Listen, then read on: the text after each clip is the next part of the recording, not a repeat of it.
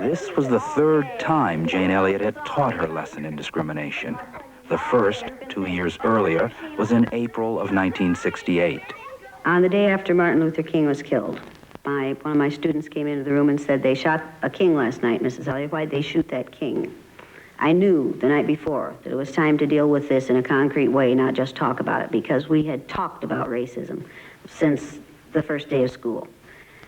But the shooting of Martin Luther King, who had been one of our heroes of the month in February, could not just be talked about and explained away. There was no way to explain this to little third graders in Riceville, Iowa. As I listened to the white male commentators on TV the night before, I was hearing things like, who's going to hold your people together, as they interviewed black leaders? What are they going to do? Who's going to control your people? As though these people were subhuman and someone was going to have to step in there and control them. They said things like, when we lost our leader, his widow helped to hold us together. Who's going to hold them together? And the attitude was so arrogant and so condescending and so ungodly that I thought, if white male adults react this way, what are my third graders going to do? How are they going to react to this thing? I was ironing the teepee. We studied an Indian unit. We made a teepee every year. The first year, the students would make the teepee out of pieces of sheet. We'd sew it together. And the next year, we'd decorate it with Indian symbols. I was ironing the previous year's teepee, getting it ready to be decorated the next day. And I thought of what we had done with the Indians. We haven't made much progress in these 200, 300 years. And I thought, this is the time now to teach them really what the Sioux Indian prayer that says, "O Great Spirit, keep me from ever judging a man until I have walked in his moccasins," really means. And for the next day, I knew that my children were going to walk in someone else's moccasins for a day. Like it or lump it, they were going to have to walk in someone else's moccasins. I decided at that point that it was time to try the eye color thing, which I had thought about many, many times, but had never used.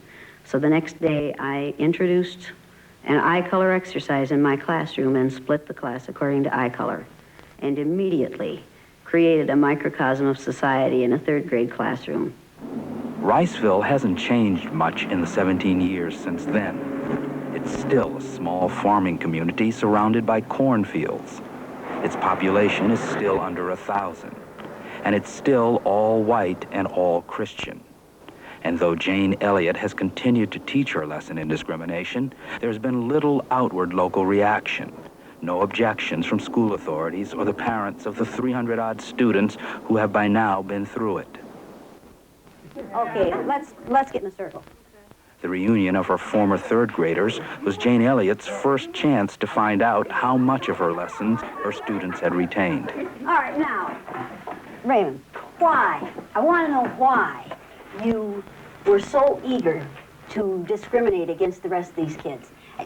At the end of the day, I thought, the miserable little Nazi. Really, I couldn't stand you. It felt tremendously evil. All your inhibitions were gone. And no matter if they were my friends or not, any pent-up hostilities or aggressions that these kids had ever caused you, you had a chance to get it all out. I felt like I was a king, like I ruled them brown eyes, like I was better than them, happy. You know? And you did it all day. Yeah. How did you feel when you were the out group? Boy, that day, after we went home, and talk about hating somebody, it was there. You hated me. Yeah, of what you were putting us through. Nobody likes to be looked down upon. Nobody likes to be hated, teased, or discriminated against. And it just boggles up inside of you. You just get so mad. Were you just angry, or was there more than that? I felt demoralized, humiliated. Is the learning worth the agony? Yes. Yes. It made everything a lot different than what it was. We was a lot better family altogether. Even in our houses, we was probably, because it was hard on you when you have your best friend one day and then he's your enemy the next. It brings it out real quick in you. I don't know if that's... Some of the remarks were the kinds of things I would have wished I could have programmed into them. if I had been able to program them. They're the things I would have wanted them to say. Some of the things were just mind-blowing. You know, you hear these people talking about, you know, different people, how they're, you know, they're different, and they'd like to have them out of the country. I wish they'd go back to Africa, you know, and stuff. And sometimes I just wish I had that collar in my pocket. I could whip it out and put it on and say, wear this, and put yourself in their place. I wish they would go what I went, you know, do what I went through. We was at a softball game a couple weekends ago, and there was a black yelling, "Hi, Verla," you know, and we hugged each other and everything, and some people really looked just like, what are you doing with him, you know? And you just get this burning feeling, sensation in you that you just want to let it out and put them through what we went through to find out they're not any different. I still find myself sometimes when I see some people together and I see how they act, you know, I think, well, that's black. And then right in the next second, I don't even finish the thought. I'm saying, well, I've seen whites do it, I've seen other people do it. It's not just the blacks. It's everyone acts differently. It's just a different color is what hits you first. And then later, as I said, I don't even finish that thought before I remember back when I was like that. And then I remember not, you know, everyone acts the same way. It's just your way of thinking is the difference. Like when my grandparents or somebody, and they start talking about old times, and they say the Japs and all this and that, and they start, you know, holding that against them, I think, how'd you like to have been them? Japanese Americans get thrown into this camp just because they happen to be part Japanese. You know, I just, calm down and think about it. But when they get older, they're set in their ways, and they're not going to change. When you get older. I'll be set in my ways, but they're different than their ways. When people I was get absolutely older, they get set in their enthralled. ways. Sandy Dolman's statements that when my son comes home with the word nigger and the other things that he hears downtown, I say to him, listen, that isn't the way we judge people. You don't judge people by how they look. You judge them by what's on their inside, not their outside. I'm glad that she's teaching him not to hate, because even though he does hear this from the other people, if he goes home and he thinks, well, Mom and Dad like the black people, I'm going to like them too, so I don't think he's going to pick nothing bad about it. You chose your husband well. He chose me. You chose her well. Little kids will take and, you know, they'll listen to a lot of other people too, and so they're going to end up kind of confused over it. But you know, if right she from keeps wrong. on telling him, is he Okay, going then to he's be the gonna- kind of person you kids are, or is he going to be the kind who judge people by the Well, he'll know somewhat right from wrong. He'll know You that know he that he likes won't. us, but he'll have the ideas. He won't be judging them by their color, but he won't know what we know fully, having been through it. He won't learn the prejudice from us. He won't learn prejudice first-handed. Yeah. He'll He just- won't learn to be prejudiced from us. I mean, they won't learn to discriminate between people from us. He might hear it from others, but never from us.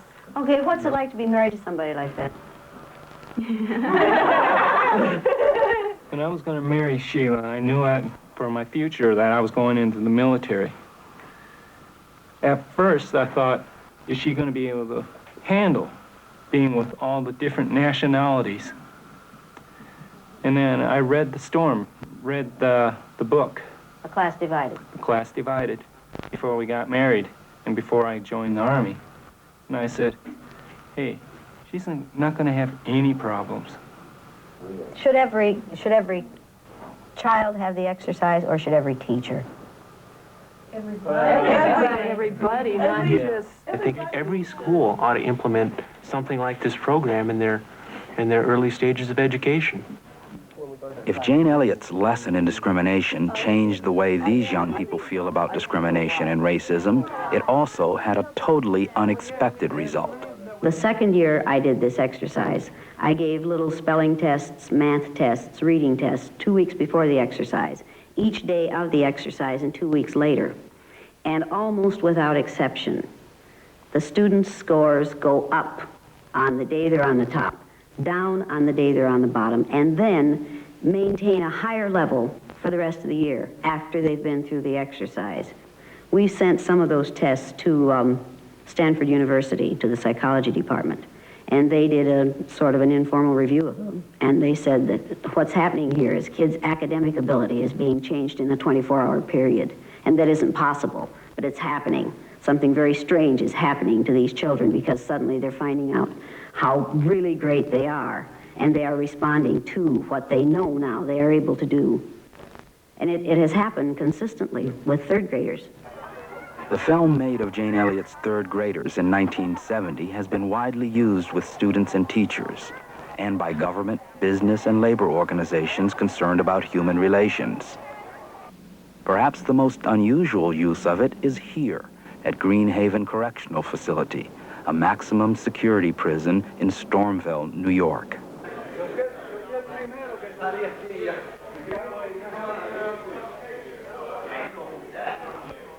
Here, in a sociology course taught by Professor Dwayne W. Smith of Dutchess Community College, his almost exclusively black and Hispanic classes have been seeing the film for more than 10 years.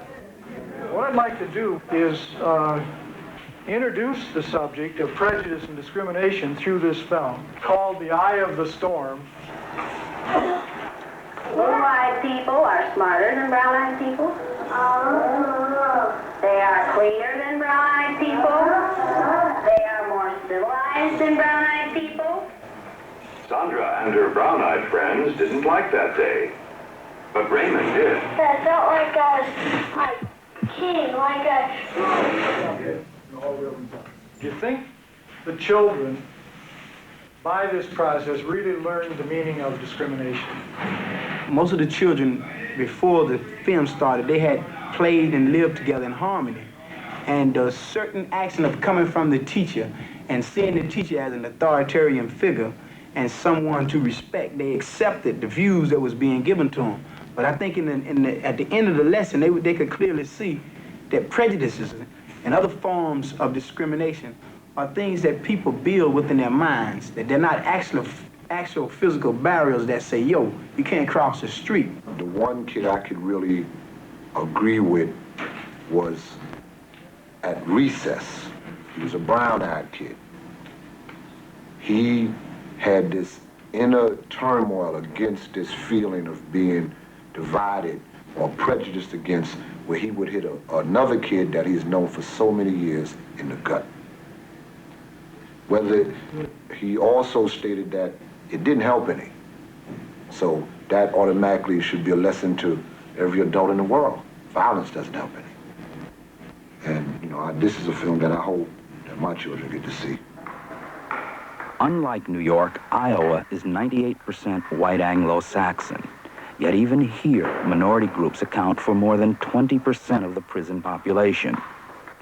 To make sure its prison system employees are sensitive to the concerns of this large minority, the Iowa Department of Corrections last fall hired Jane Elliott to give her lesson to some of them. The group, which included prison guards and parole officers, was told only that it would be attending a day-long workshop. David Stokesbury. Most of our training you go to, people give you information and you learn that way. Blue-eyed? When I first came with the sign up and such and got put in the group, I didn't know when I started seeing the signs around, you know, brown eyes only and such. I figured they were the better group because they had a lot of spaces available and there were none for the blue eyes. So when I got put in the blue eyes group and put the collar on, and I knew, well, then I was going to be in the deprived group, I guess. Okay, now you can stay in this area. The workshop was supposed to begin at 9. They took the brown eyes in about 9 and then left us standing in the hall. I literally stood because there weren't enough chairs, and I didn't know whether or not I'd wanted to fight to take a chair down. I didn't know if somebody'd come and take the chair away from me if I did. While David Stokesbury and the other blue-eyed people waited inside the meeting room, Jane Elliott prepared the brown-eyed people for what was going to happen. Now, this is not something I can do alone. This exercise won't work without your cooperation.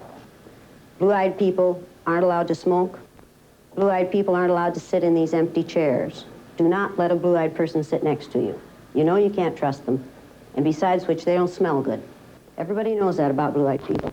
You don't know what you can catch from a blue-eyed person. By 9:20, I felt some antagonism. I'm stuck out here for 20 minutes, standing, waiting. I still say we ought to see what kind of reaction we'd get by everyone just simply going in. No one wants to do it? Everybody seems to have courage in their conviction to do a lot of talking, but nobody takes any action. Oppose them by all singing a song and doing something really loud, you know. We shall overcome. Yeah, right. I need to have you keep it down. I don't know how many times I need to give that instruction, but you need to keep it down so you don't bother the people in the workshop. I was pretty well ticked off by the time we got taken in there. Purses and overcoats in the corner here, Phil. I need to have you put your purse and your coat in the corner. Purse and coat in the corner. Purses and overcoats in the corner. It would be to your advantage in the future, people, if you'd get to meetings on time. And it would also be to your advantage if you'd put your gum away. Put your gum away. You want to get paid for today? Well, then stay, but put your gum away. I don't have a purse, so I don't have a place to put my gum. I'm sure that you are inventive enough to find a place for the gum. Now, I'd like for you to notice where she put her gum. You have this problem with blue-eyed people. You give them something decent and they just wreck it. You'll also notice that blue-eyed people spend a lot of time playing